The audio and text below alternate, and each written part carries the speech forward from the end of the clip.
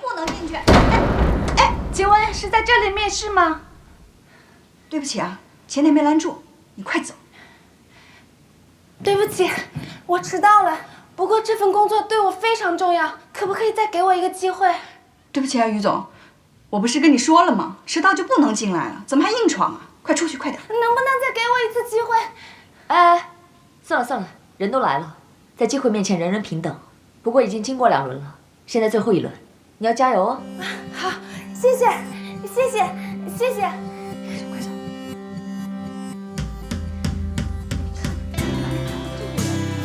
我们 DO 是化妆品公司，所以得体的仪表和精致的妆容是我们对每个面试者最基本的要求。下面给大家5分钟时间啊，大家要尽量的把自己打扮得漂亮、职业。来，化妆品，大家记住啊，只有5分钟。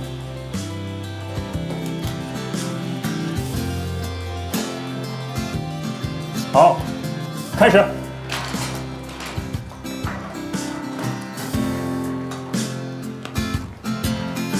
怎么我没有啊？你用我这个吧，反正我也用不上。谢谢。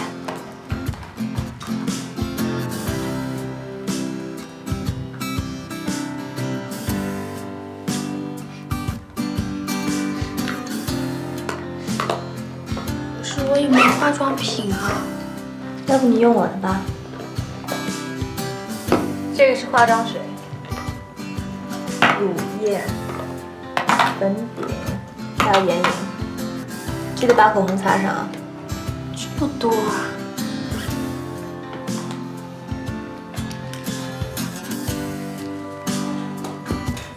我还是算了，别糟蹋你的化妆品了。我就这样，那这个也给你。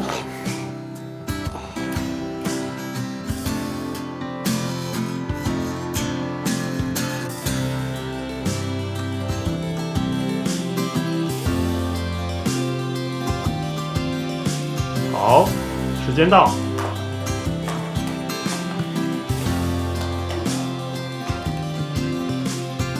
徐总，你看，请于总为我们点评一下吧。好。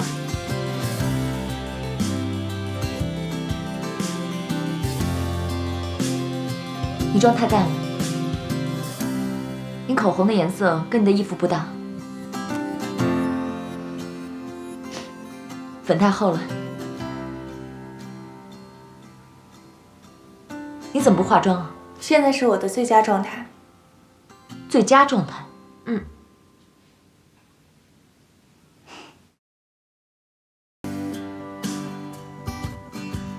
那你为什么不化妆？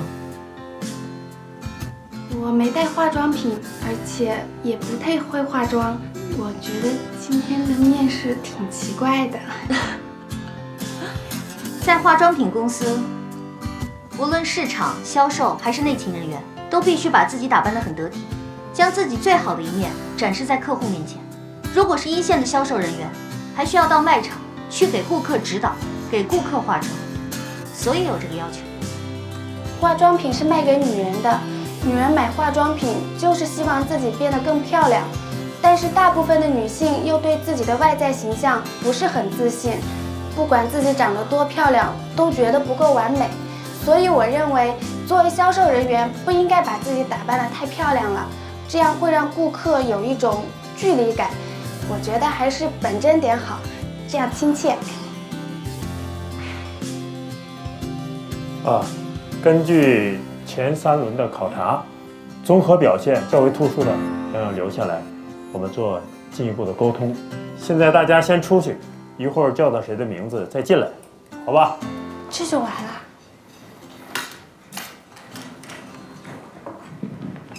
哎呀，走了走了走了。我怎么感觉迪欧这面试整得跟考电影学院似的？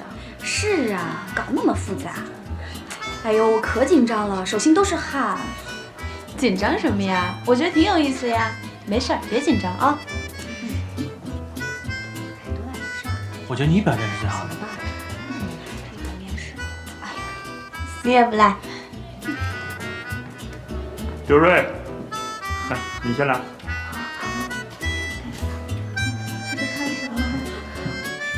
刘润，你这3轮的表现都很好，谢谢。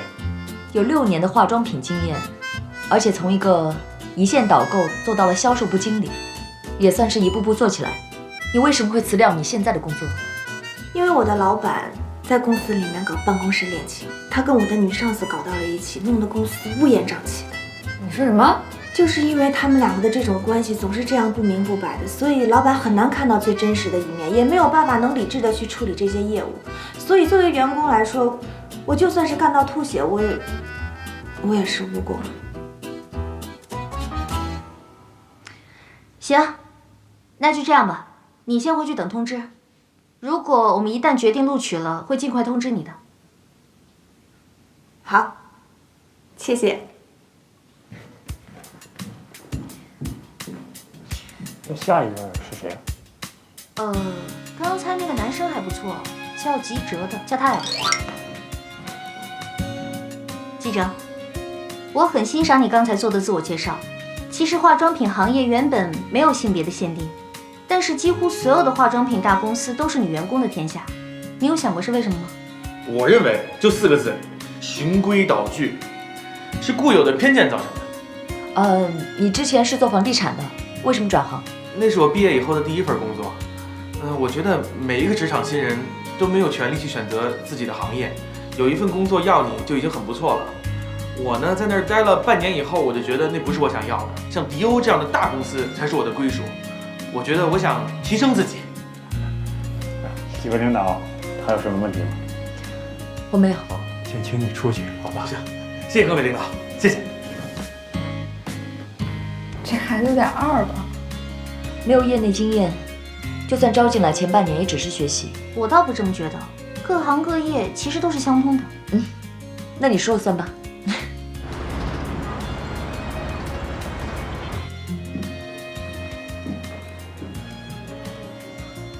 跟大家说一下啊，现在大家就可以回去了。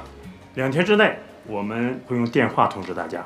收到通知的人要准备相关的证件：身份证、户口本、暂住证、健康证、4、6级英语证，还有职业资格证。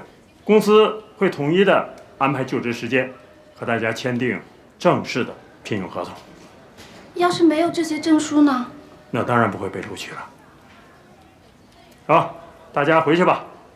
能不能再帮我争取一下？我真的很需要这份工作，无论职位或者薪水，只要能留下就可以。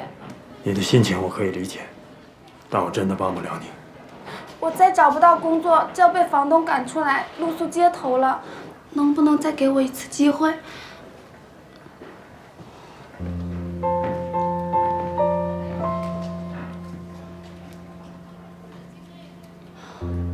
怎么办？老公也没找到，房子也到期了，好不容易等来的面试机会也黄了。老天啊，你真是要绝我吗？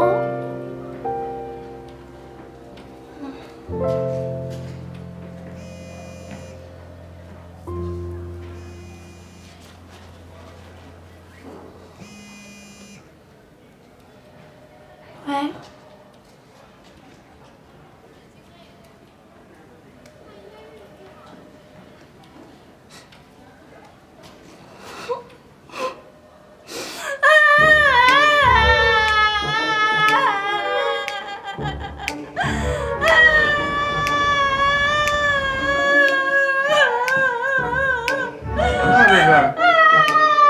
要不是其他公司吧，不至于哭成这样。哎呦，这哭得太瘆人了，这。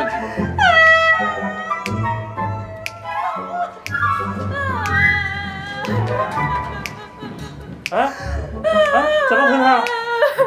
怎么了？别哭！怎么了？哎呀，好了，你那个考试你到别处再看看，这心理素质太差了。太差了。你真的是因为没有录取才哭的吗？如果你哭我就录取你，对别人也不公平，对不对？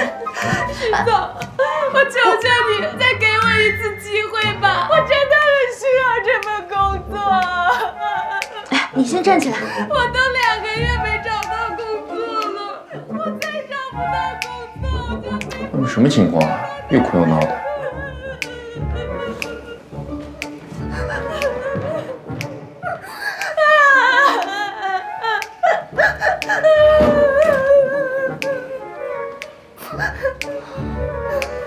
你们这是干什么啊？出什么难题了，把人给弄成这样？他面试迟到了，但他特别有诚意，希望能得到这份工作。对呀，那小姑娘在这哭着求了半天了，那徐总就是不松口，你看着给人家伤心的。沈总，是这么回事儿，这位候选人呐，没有任何的相关的工作经历，也没有经过人事部门的简历筛选，他是自己跑来应试的，而且还错过了我们2轮重要的能力考核，最后1轮成绩也不好，综合排名最后1名，我们没法安排啊。有没有职位能不能安排，还不是徐总一句话。对呀，徐总，我求求你，能不能给我一个职位？我求求你了，徐总！别，快起来，快起来，起来，起来，快起来！哎呀，真不至于这样子啊！走投无路的时候，什么事情都做得出来，对吧？不需要把人家逼成这样。这么大一个公司，我就不信没有一个职位能给他。啊，好了，不哭了，不哭了。沈总，徐总，要不，要不，那就留下吧。谢谢沈总，谢谢沈总，谢谢徐总，谢谢。别哭了。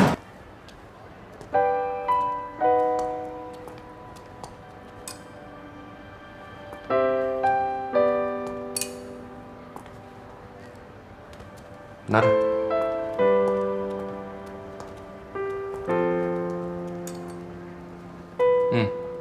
行，去换吧。这几件都要试啊？啊。林总，这裙子太贵了，这也太奢侈了。没关系，今天所有的开销公司都给报账，只要你穿得好就没有问题。快去吧。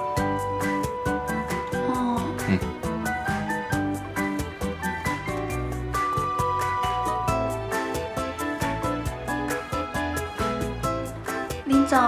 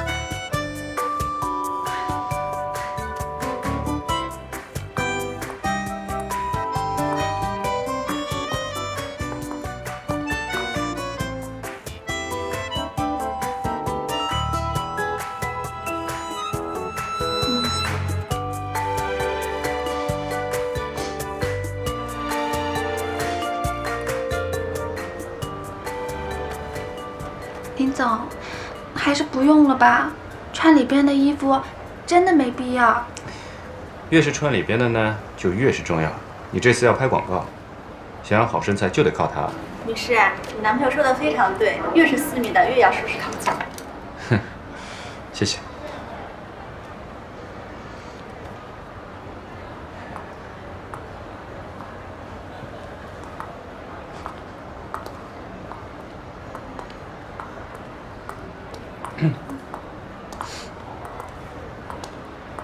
对不起啊，林总。怎么了？让人误会你是我男朋友，您不高兴了吧？没有，我只是觉得他话有点多。林总，谢谢你。谢什么？你现在是为公司做代言，我这么做也是为了公司。不是，我是说今天早上在公司门口，您替我解围。客气什么？不过我还是要提醒你一下，你现在生活已经发生了客观的变化。你要好好想想后面该怎么办。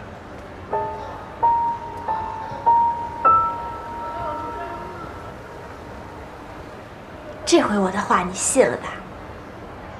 这有啥的呀？就是工作需要嘛。哦，是吗？真大度，佩服你。哎，你说那要换成是我的话，就在商场里跟一男的在一起搂着他胳膊，然后还对他撒娇的话，你会不会很吃醋啊？吃不吃醋我不知道，但是你确定你能跟别的男的撒娇发嗲？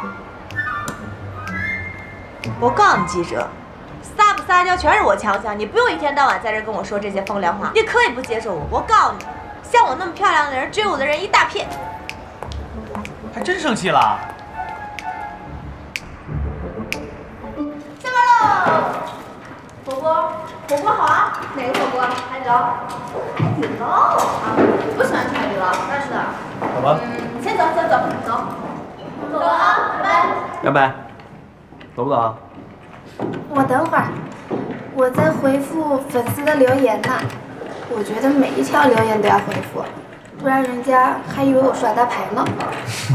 那行吧，那你别忙太晚了啊，我走了。嗯，拜拜。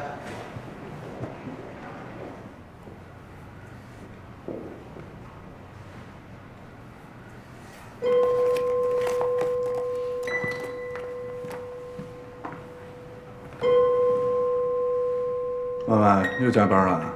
啊，把手里工作放一下吧，给你安排一个重要的事儿。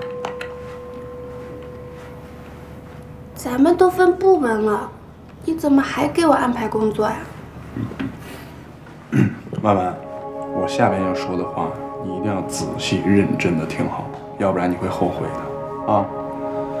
这个东西以前是运营策划部的核心机密，只有我负责的。现在2个部门呢分开了，还暂时由我负责，但是迟早要给你们部门。我是趁着现在都没人来教你做这件事，这是对你的偏爱。你现在是娶娘了，你不能老干这些打杂的事儿。那是当然。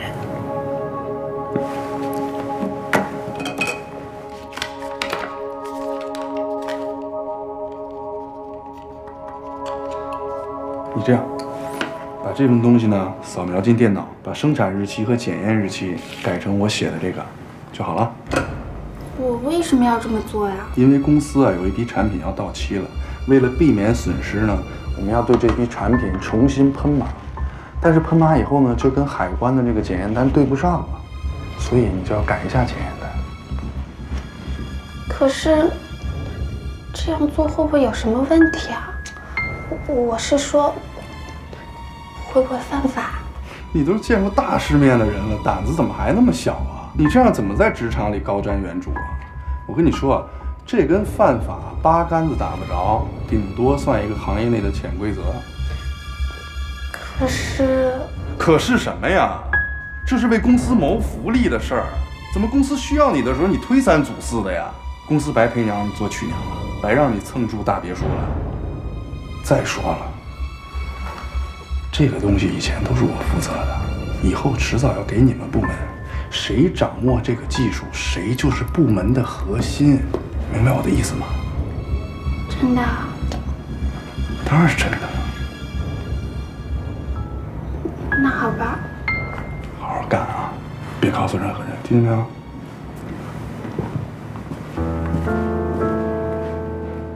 单手掐腰，低头深笑吧。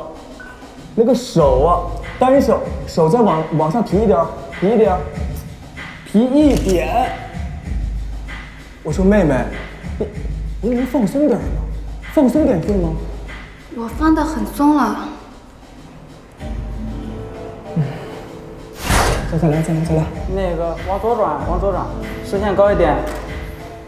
视线高一点，视线大姐。师兄，没法拍了，一点感觉都没有。这不成啊，这样拍出来也没法要啊。你们休息一下，我来跟他聊聊。辛苦了。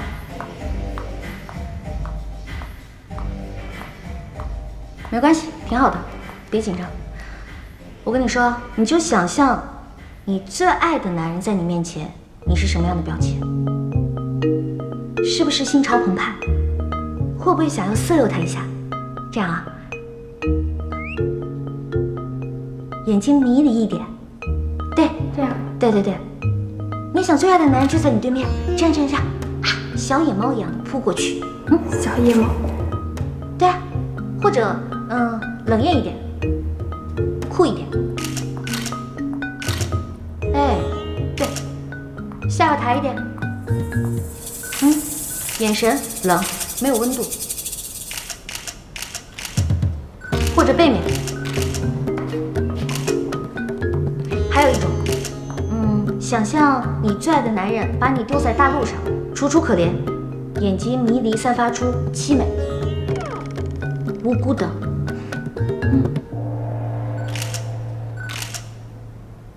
现在有没有好一点？哎，不错不错。好什么呀？我说啊，你这就不对。怎么了嘛？人曲婉婉是清纯可爱的姑娘，你非要把她弄得跟埃及艳后一样干嘛？你别把你诱惑男人的那套用上，是 OK？ 林凡，你是不是有病啊？我这帮他呢，你插什么嘴？来，有本事你来，好吧？你来，来。我来就我来。来，我不要紧张，不要害怕。你就想象这里不是摄影棚，前面的一切都是空气，不要让它们存在。然后呢，你就想，这是在郊外，这是在一个开满了油菜花的田野里，你走在路上，空气中弥漫着花香，耳边有小鸟的歌唱。你可以在路上一边行走，一边唱歌，唱最喜欢的歌，唱给你心里最想唱给的那个人听，感受一下。对，可以。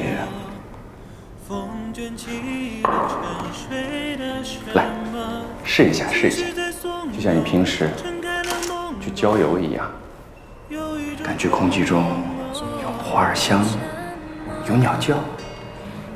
对。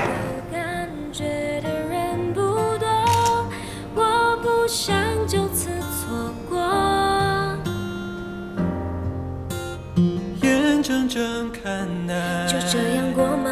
至少我和你可以说话，证明刚刚发生过什么。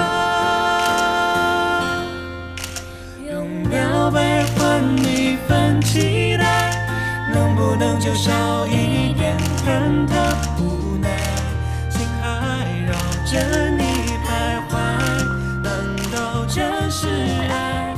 泪水流过。看来你还挺有天分的嘛。总算发现我的优点了，谢谢啊。不客气。哎，现在的局面是你想要的吗？什么？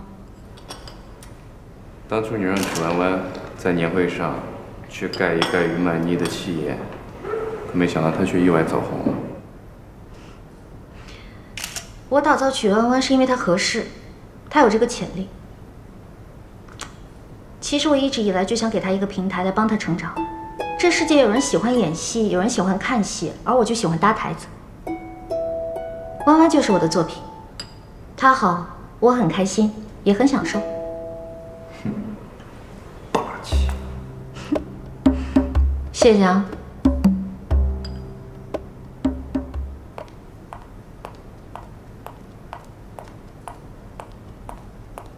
徐总，林总，我拍完了，赶紧卸妆换衣服，我们去吃饭。那个徐总，要不你们先走吧，不用等我了，我卸妆很慢，皮肤过敏。哦，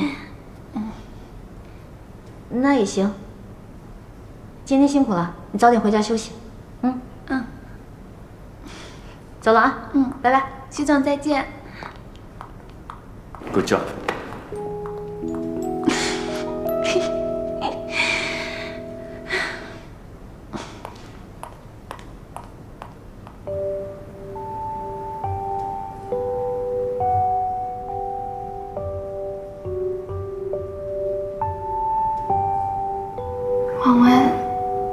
今天真好看。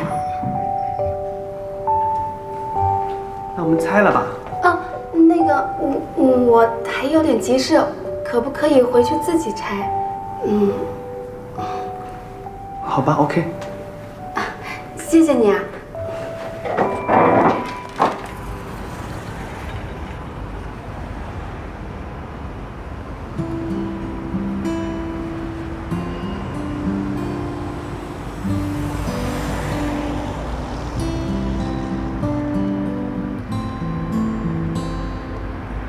弯弯，小吉，弯弯，你今天看起来好漂亮，像变了一个人似的。我也这么觉得。弯弯，其实我一直觉得你挺好。从认识你的第一天，我就想保护你，想帮助你。看你一步一步到今天，我真替你高兴。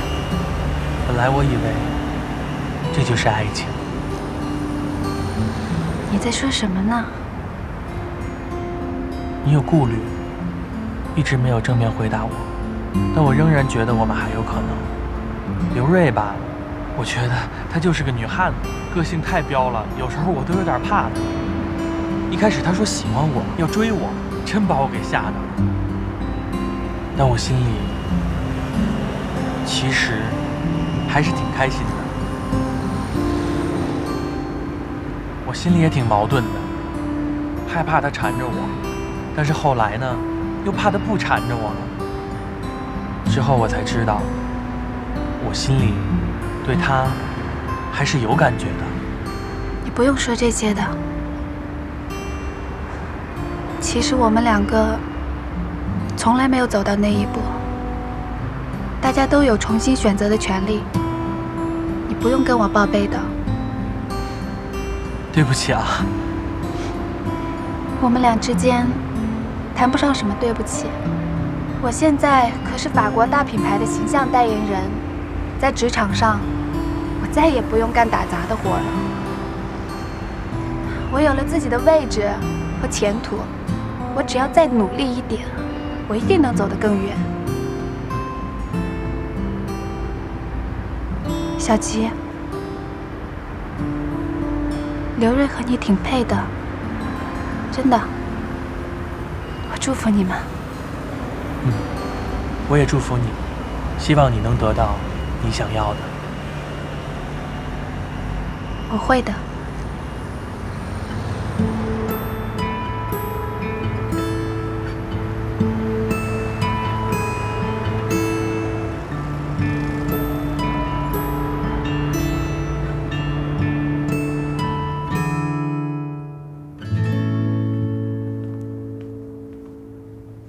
小姨，现在心情怎么样？马马虎虎。不过你要是开口跟我要钱呢，我心情立马变糟糕。势利，我来就只能跟你要钱吗？看问题那么肤浅呢？哼，那你找我干嘛来啦？我想关心关心你嘛。关心我？因为啊，我看你的星盘，总觉得最近不太妙啊。你最近的金星和冥王星刑克。职场上勾心斗角，情场上还面临分手，总之你各个方面都不太顺，挫败感极强，人生很迷茫，所以你最近可得小心啦。哎，我说张梦佳，你平时上课你们老师去教你这个呀？这可不是老师教的，这是我自学成才的。哦，对了，话说我林叔叔最近也没来咱们家做客了，你也不提那个冰山来客了。感情上受到什么挫折了？说来给我听听。说什么说？有什么好说的？要不要我给你推运，看看桃花？我给你打8折。还8折？你上次给对门家的狗推了个桃花盛开，我疯了呀！我找你，你不知道那狗上周当娘了，这说明我很准的。张梦佳，你要是再惹我，我给你爸妈打电话，你信不信？行，我拜了。小姨啊，我还有最后一句话要说，就是下个月我生日，起开！行，小姨，我这次不要你的赞助了，就是有个事儿，我们不是要毕业了吗？我们学生会呢想做点什么来纪念大家逝去的青春，想来想去呢，就觉得应该给大家办一个成人礼。你才多大呀，就逝去的青春，你让我们这些人怎么活呀？就是现在流行这么说嘛。我呢，就是想邀请你跟我林叔叔，到时候一块儿去，顺便撮合撮合你们俩。我对你的心日月可见。这个呢，是我从城隍庙特意替你求的。你的桃花已经在某处默默盛开了，只是你自己还不知道而已。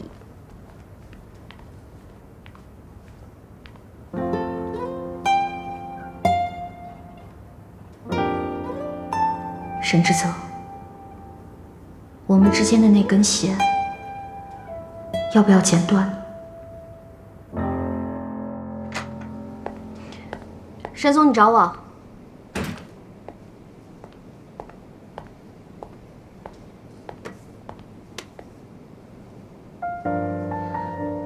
这打开看看。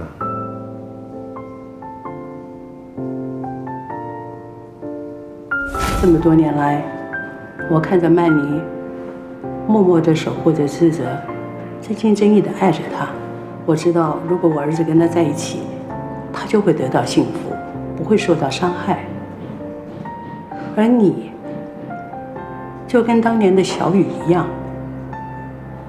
你们所带给志泽的爱情，只会让他做出一些疯狂的事情。我知道是什么，但我不想要。为什么？你总是拿礼物当奖励，让我凭着自己的努力去赢取。这种感觉就像钓鱼和放风筝一样，你有掌控一切的快感，但无论是鱼还是风筝，都太累了。我去工作了。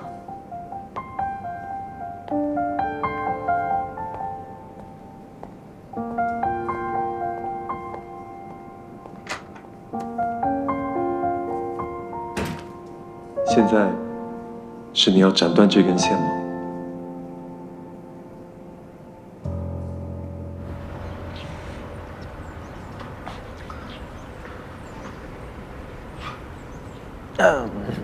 介意我坐这儿吗？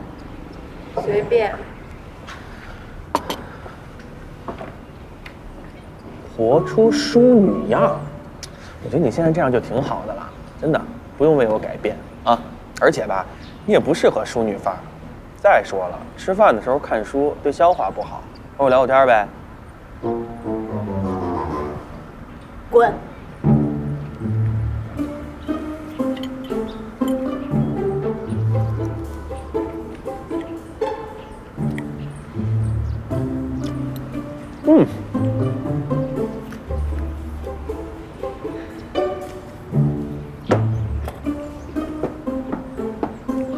干嘛去，淑女？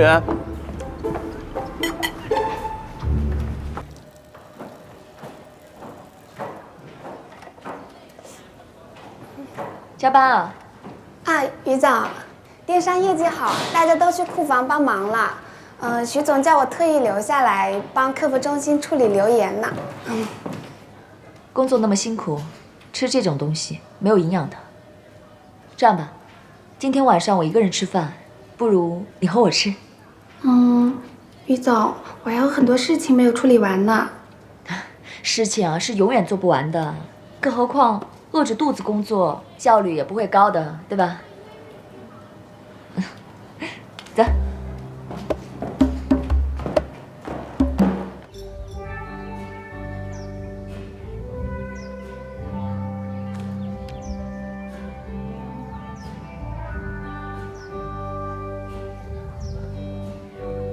于总，我不会点菜，要不还是您点吧。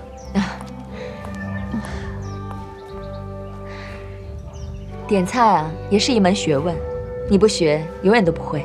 你好，可以点菜了吗？好，给我来个这个希腊特色羊排。好的。然后再来一份烤猪肘，啊，菲力牛排。于总，够了，太多了。咱们点这么多，肯定吃不完的。你现在跟以前不一样了，吃东西不是为了填饱肚子。那是为了什么？是为了体验。体验？凡事都有第一次。你今天吃完这顿饭，你以后就长见识了，至少知道这菜怎么点，怎么吃。我好像还是不太明白。这么说吧，人的衣食住行都是身份的象征。你现在在我们迪欧，跟以前就不一样了，慢慢学吧。谢谢，谢谢于总。哦，一会儿吃完饭，我带你去另外一个地方。啊？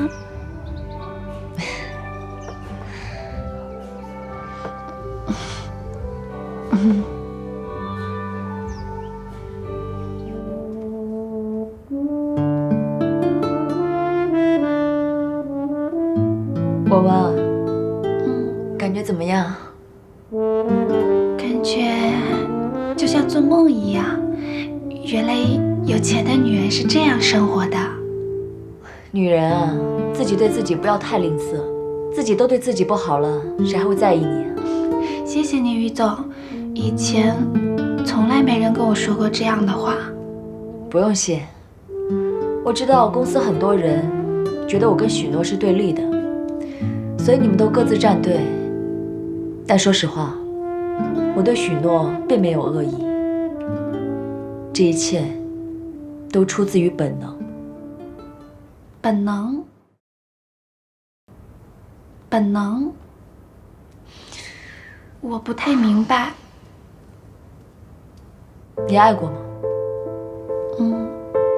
既然爱过，你就应该知道，对于闯入者，不管是好是坏，是忠是奸，他的闯入都是侵略，对我造成的都是伤害。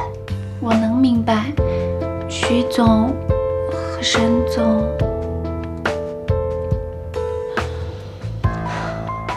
如果只是单纯的跟我抢沈总也就算了，可他毕竟是别的公司过来的，我不得不。徐总他不会害老板的，他为人很正直，一定不会赚昧心钱的。害人的方式有很多，不仅仅是为了钱。不是为了钱，我在公司看好你，好好学吧。我会努力的。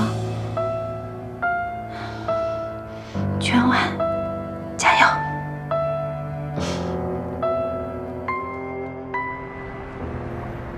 你说什么？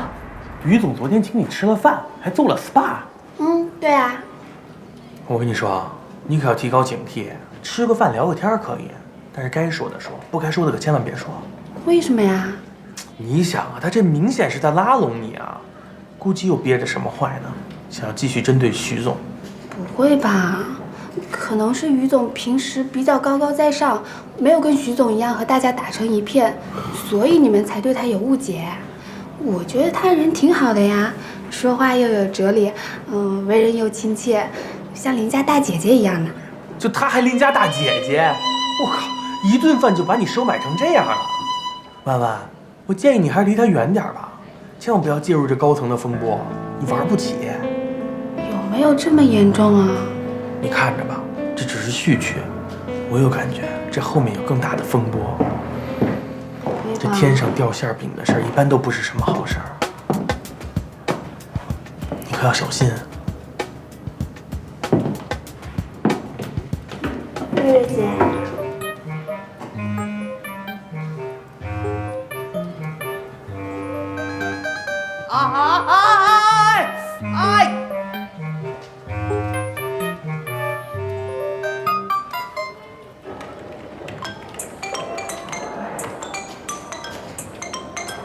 喂，于总。哦，好，我马上上来。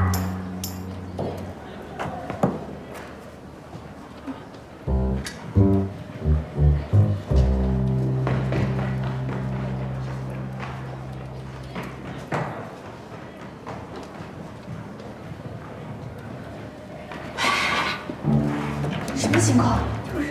于总召见曲文文，这一个南极一个北极啊，都不对频的。行了，就你话多。小吉经理，我怎么觉得情况微妙啊？对啊，我可得提醒你，多加小心啊。我有什么可小心的？跟我有什么关系啊？我觉得安娜说的有道理。神经病吧你们！赶紧工作。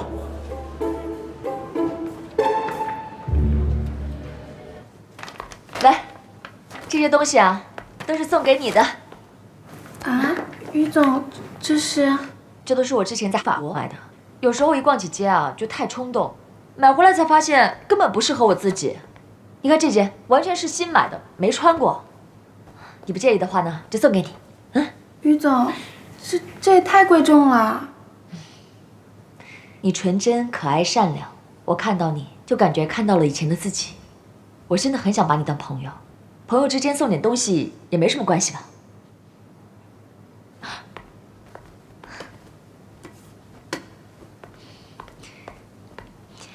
这有张卡是楼下发廊的，一会儿你去把你的头发弄一弄，下午我要带你去参加一个时尚高端的女性 party。时尚高端女性 party， 我也可以参加吗？你这么年轻，不能放过每一次学习的机会。职场提升、人脉资源对你来说太重要了，所以你要多参加这种活动，知道吗？于总，你真的对我太好了。真好看，好，准备一下吧。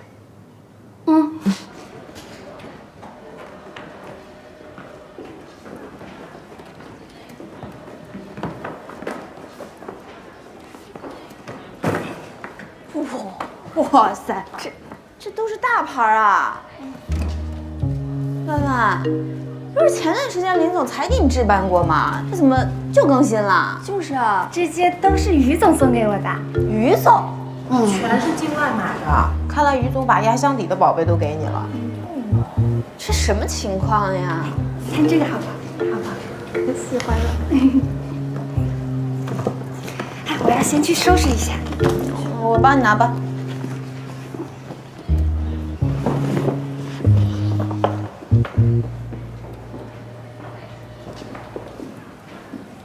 这几个意思啊？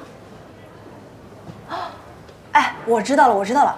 哎呦，你又知道什么了？一惊一乍的。你们想啊，运营部和策划部分开以后，策划部经理位置一直是空缺。小吉虽然做得很好，但他毕竟是副经理。我看于总现在这意思是想升弯弯当经理呀？不可能，你这是天方夜谭。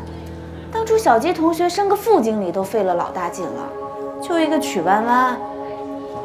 从一个行政助理到1级部门经理7级跳呀，怎么不可能？你们想，弯弯现在可是网络红人，而且还是咱们新品牌的代言人，完全有这个可能。就是小吉经理，你可就惨了，我们永远都是看好你的。哎呦，行了啊，你们就别瞎猜了。我觉得要是这个公司是这样的话，就太不公平了。就是啊。之前策划部让吉哲当 leader， 我也就忍了。毕竟我们吉哲又可爱又帅，跟大家处得又好，有群众基础嘛。最关键的是，人家做人明白、通透、拎得清啊。就是，这部门由他掌管，咱不会摊上事儿。但是要这曲弯弯的话，那就后患无穷了。我觉得安娜说的有道理。就这曲弯弯凭什么呀？难不成有什么内幕？哎呦，行了啊，我觉得吧，这里没那么复杂，别老那么想别人，赶紧上班去。我们替你着急呢。用不着。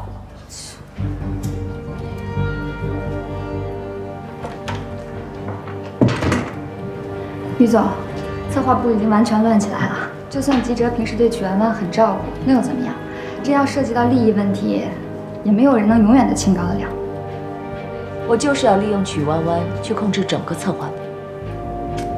本来尹娜没来，我还挺遗憾的，没想到歪打正着，曲弯弯还真派上用场了。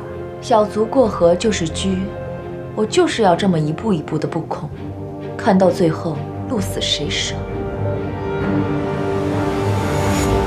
哎，你们这么议论弯弯不好吧？有什么不好的？他都要抢你位子了，你还对他客气？没你好果子吃。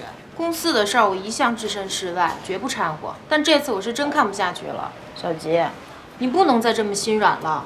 我们就是要孤立曲弯弯，让上面的人看看，如果他们真动了让曲文文升职的念头，那他们也得掂量掂量。如果没有我们的支持，这策划部他玩得转吗？对，就是这个意思。行了吧，都管好自己完了。文文，林总，谢谢你。不客气，谢什么呀？林总，我不知道自己哪里做错了，大家都讨厌我，孤立我，这个时候，也只有你还愿意理我了。你不要管别人怎么想怎么看的，做好自己就好了。林总，我觉得于总对我真的只是关心，我不知道大家为什么都想得那么复杂。瑞瑞姐说，于总使的是离间计 ，Casey 他们说我是为了跟小吉争策划部经理的位置。我现在真的特别茫然。我觉得啊，既然你现在想不明白，就不要去想它，时间会证明一切的，这就是我的准则。哎，你看，你就像许诺，许诺刚来的时候不是也一样，被别人认为是一个花瓶，是一个祸害。可是这么长时间以来，他一次一次的用事实证明了他自己，证明了是别人看走眼。林总，你说的对。哦，还有一件事情，于总说下午让我陪他去时尚沙龙，你说我去吗？去，干嘛不去啊？去长长见识，对你没有坏处。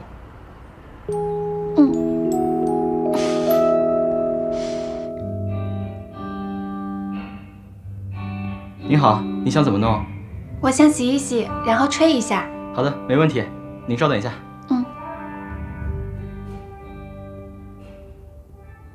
弯弯，从今天起，你就是一个人了。你没有退路，必须往前走。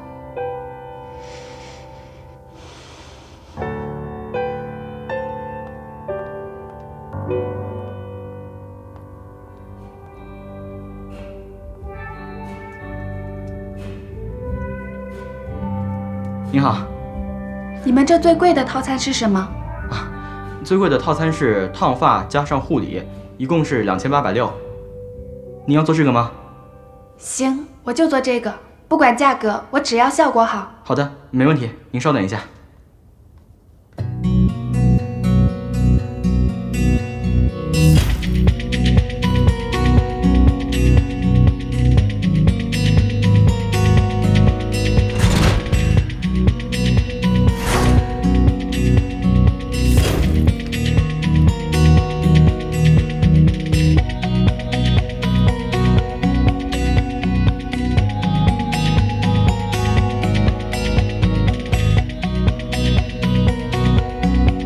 您觉得这样可以吗？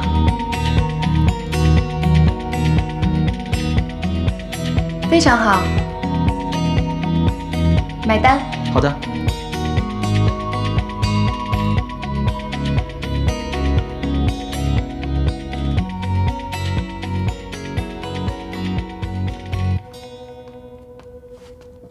欢迎下次光临。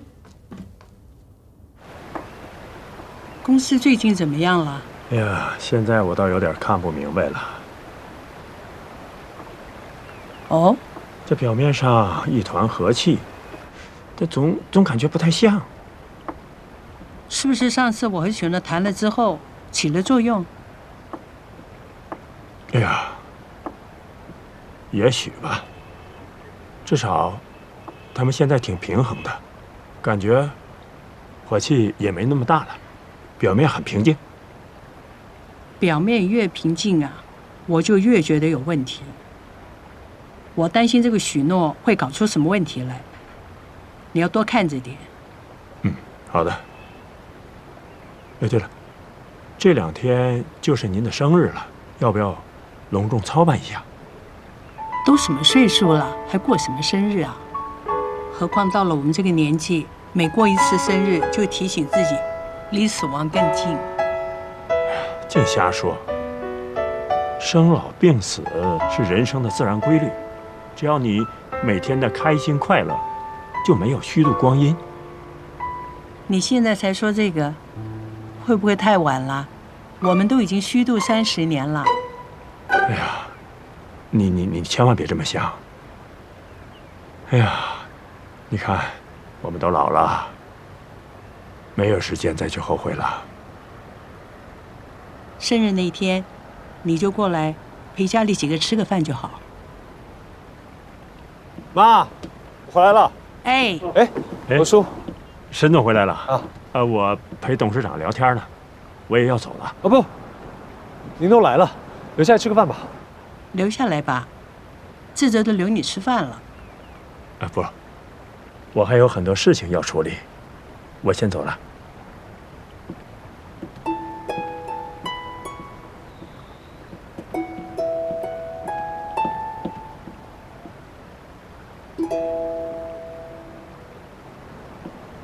妈，对不起，我不知道楼叔也在，我是不是打扰到你们了？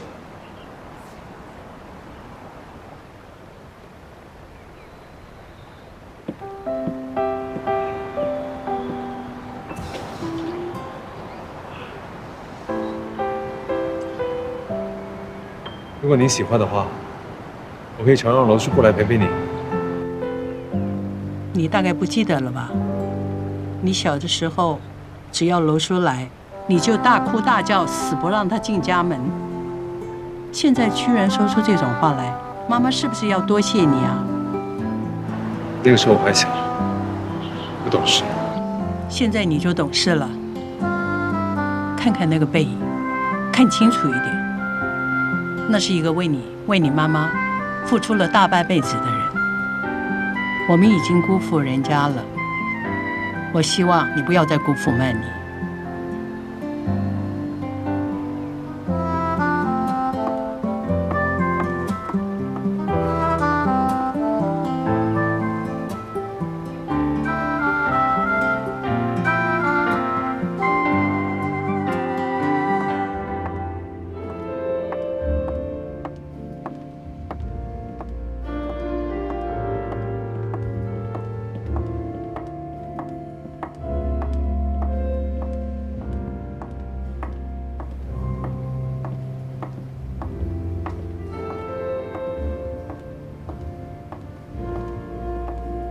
于总，文文，于总，这真漂亮。这酒挺好的，你试试。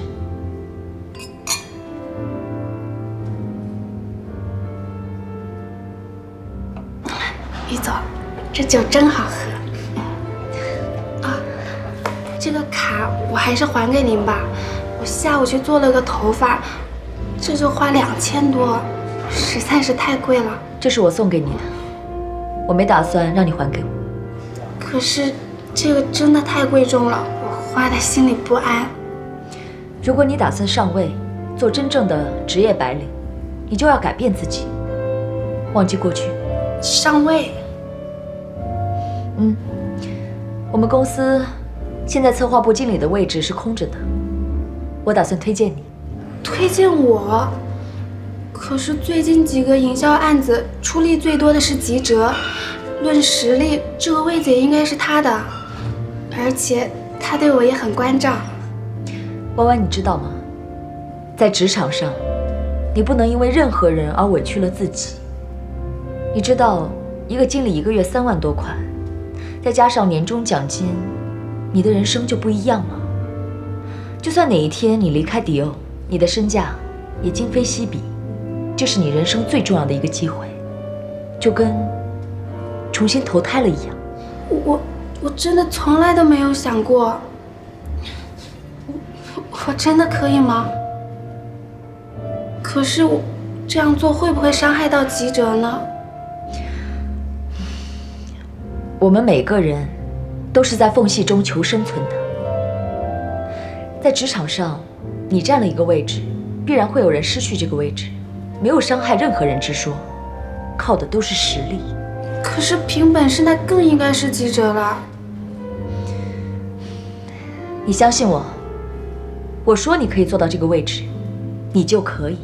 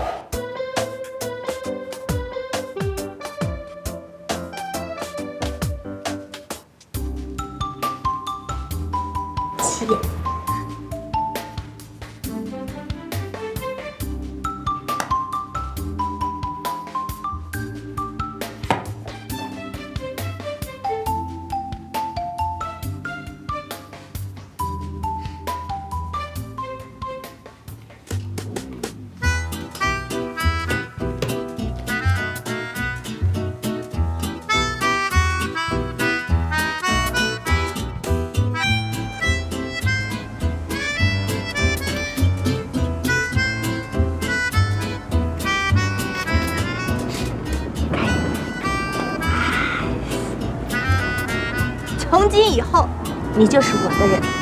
以后如果不听话，就天诛地灭。你太狠了吧！你自己得不到就毁灭啊！盖章。从明天开始起，你要跟绿茶妹妹保持1臂的距离。放心吧，跟我说了180遍了。怎么着？上班你跟着呀？你以为我不想啊？我要不是天天坐办公室，我恨不得24小时天天看着你。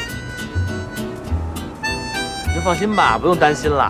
我呢，坐怀不乱。要不是见你这种生扑的，我一般都能顶住压力。什么是生扑啊？是这样吗？差不多是这样吧。是这样就是生扑吗？是这样的。是这样就是生扑吗？哎呀，有你真好。于总，说实话，我现在真的一点心理准备都没有。您跟我说的这一切，对我来说就像一个美梦一样。吉哲他那么优秀，徐总也很器重他，也才做了一个副经理。可我跟他实在是差太远了，就算有您的帮助，我也做不了这个经理的。迪欧有很多中高层都是我带出来的，许诺不可以，是因为他在这个公司没有根基。吉哲选择了依附着他，当然没有机会了。但你不一样，我答应你能做到，你就一定能做到。可是，你现在拒绝的不是我，是你成长的机会。你再好好想想。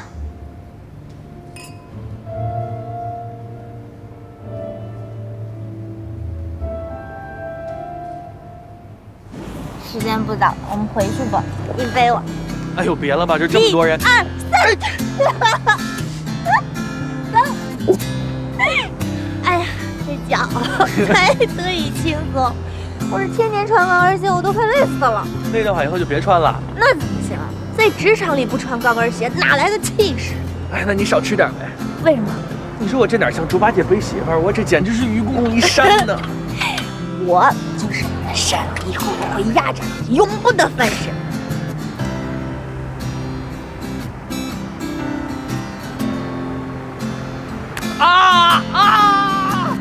站进去！我向左，向右。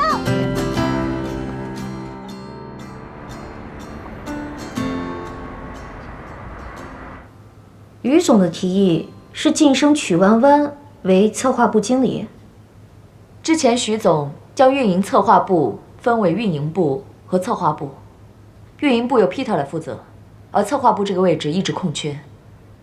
我感觉徐总实在是太辛苦了，所以我建议曲弯弯做这个部门的经理。策划部的位置确实是一直空缺着，但是作为副经理的吉哲，他一直工作很努力，表现也很好。如果要提升的话，应该是他，不是吗？吉哲的努力大家是有目共睹的，但是也出了不少纰漏。还记得新品发布会上面他捅的娄子吗？白总特别的不高兴，我觉得他只会连累徐总。公司不是不给他机会，只是他没有好好把握而已。那怎么也轮不到曲弯弯吧？他入职才不到1年，之前也没有相关的工作经验，我觉得他在专业上还欠缺很多。公司目前的营销模式已经建立了，我们现在缺乏的是熟悉操作以及有能力的人，眼下就只有曲弯弯一个。曲弯弯的工作确实很努力，但是我觉得他在执行方面的优势不如吉哲，他比 Cassie 和安娜还差很多。我觉得提拔曲弯弯的话，可能会引起员工中的议论。我们做事不怕别人议论的，我们就是要让别人知道，只要你肯努力，公司就会提拔你。我们公司用人的策略就是不拘一格。其实我这个建议完全是为了公司。再说了，曲弯弯不是徐总的人吗？徐总在曲弯弯的生活上以及事业上都给予了不少照顾。高层别墅，他不也住了很久吗？要不这样，大家都说一说自己的看法吧。曲弯弯现在是茶水代言人，我觉得他应该有一个好一点的职业名号，毕竟这个产品现在是偏高端的。如果他只是一个普通的行政人员的话，可能不太利于宣传。在营销和策划专业层面，我是没有发言权的啊。但是这个员工的确是很刻苦啊。从每个月的打卡工作记录来看，他的工作时间是最长的，每天都超过10个小时，而且不要加班费。在公司的口碑呢也不错，就连茶水间的清扫阿姨都夸他人好，他有的时候还帮着浇浇花，帮忙清扫。我想从敬业和这个人品方面看，是中肯的。所以你们现在是都同意了？徐总，我看你就从善如流吧。我们现在晋升曲弯弯，其实不但是肯定他之前的工作，而且我们要让公司上上下下都知道，迪欧已经进入了一个新时代，一个快速发展、推陈出新、务实高效的时代。不管是新人还是老人，只要你努力工作，公司就会给予你肯定，对吧，沈总？